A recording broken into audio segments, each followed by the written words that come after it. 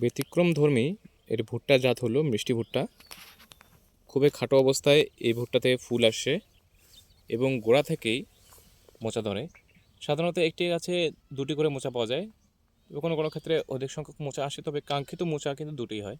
এবং গাছ খাটো হলেও এর মোচাগুলো কিন্তু বেশ মোটা হয়। এই যে দেখতে পাচ্ছেন, এটি কিন্তু আরও একটু সময় যাবে, এইটার পুরো ব্রাউন হয়ে যাবে, তারপরে এটি কিন্তু সংগ্রহ করা হবে। মিষ্টি ভুট্টা মূলত কিন্তু কাঁচাতে সংগ্রহ করা হয়, পরিপক্ক করা হয় না। এটি যেহেতু খাদ্য হিসেবে গ্রহণ করা হয়, মানুষের খাদ্য হিসেবে, সেই হিসেবে কিন্তু এটি কাঁচাতেই তোলা হয়। একটু রসটা শুকিয়ে আসলে কাঁচাতে তোলা হয়। এবং দেখুন, গাছ কিন্তু খুব বেশি বড় না, মাত্র 3.5 থেকে 4 ফিট, 4 ফিটেরও কম এই পরিমাণ গাছে কিন্তু ভুট্টা ধরে।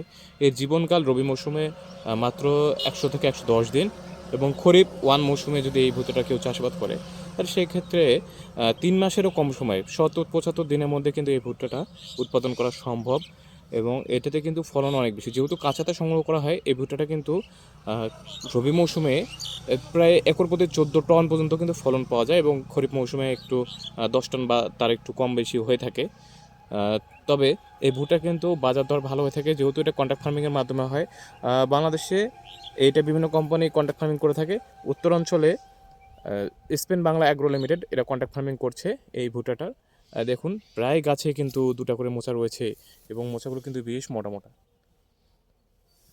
যারা ভুট্টা চাষাবাদ করে অন্য কোনো ফসল করতে চান, তারা সেই ক্ষেত্রে এই জাতটি নির্বাচন করতে পারেন। এই ধরনের ভুট্টা চাষাবাদ করলে আপনারা একই জমিতে কয়েকটি ফসল করতে পারবেন। ভিডিওটি ভালো লাগলে লাইক করতে পারেন, এবং উপকারী মনে হলে শেয়ার করে দিতে পারেন। সকলকে ধন্যবাদ।